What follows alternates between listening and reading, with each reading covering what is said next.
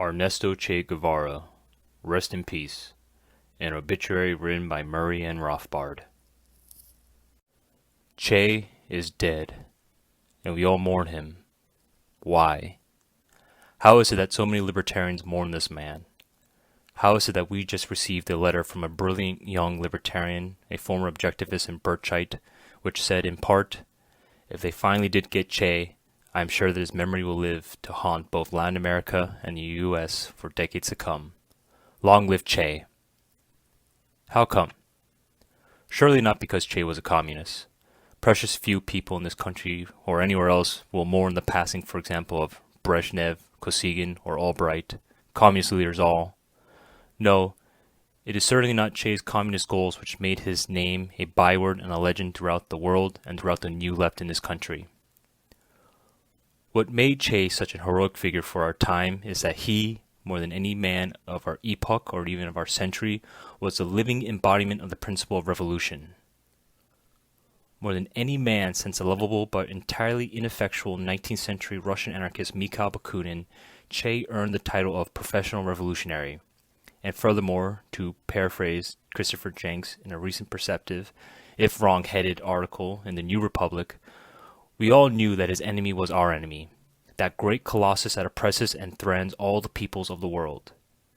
U.S. imperialism.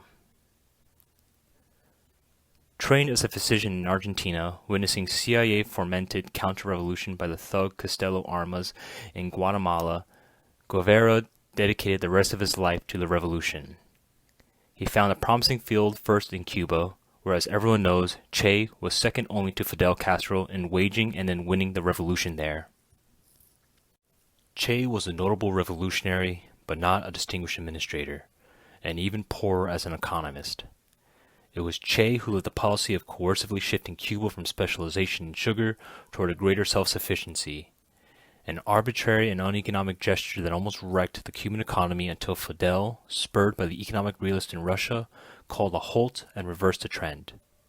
Frustrated as an administrator, realizing that such work was not his forte, Che left Cuba to follow his chosen career of revolutionary, to ignite and spur revolutionary combat throughout Latin America.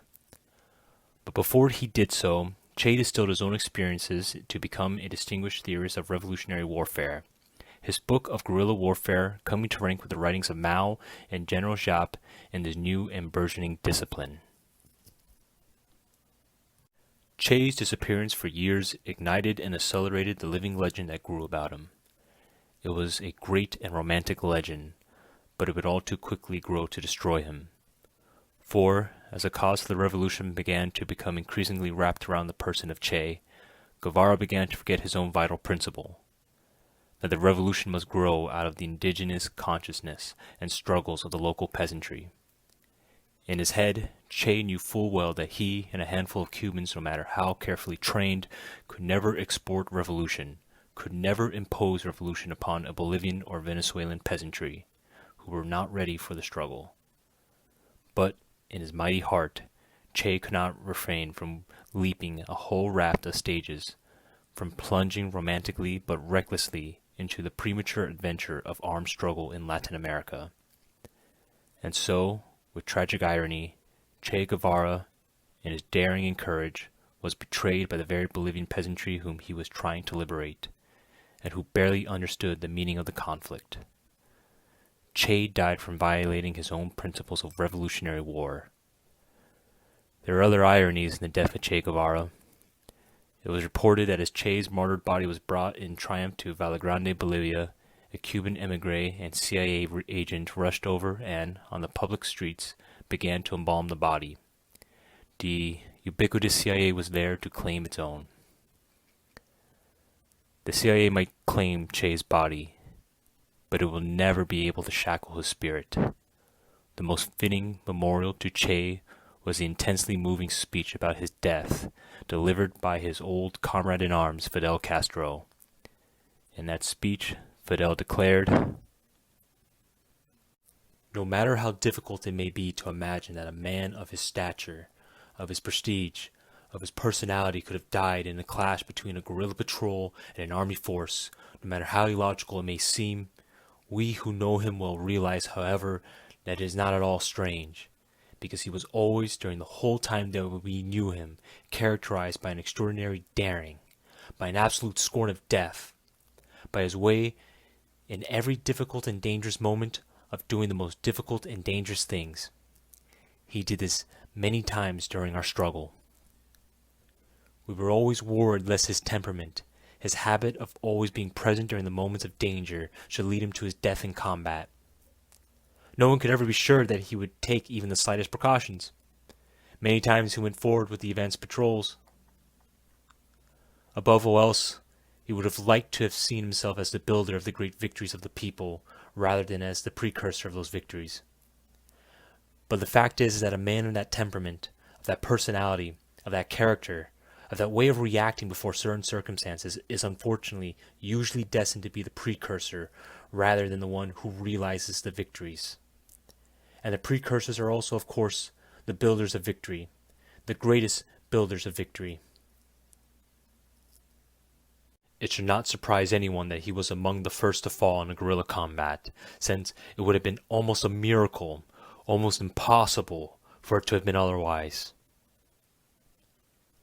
The imperialist cries of victory in which they say that this will discourage revolutionary struggle will be shortly disproven by actual events. The imperialists also know the power, the impact of an example.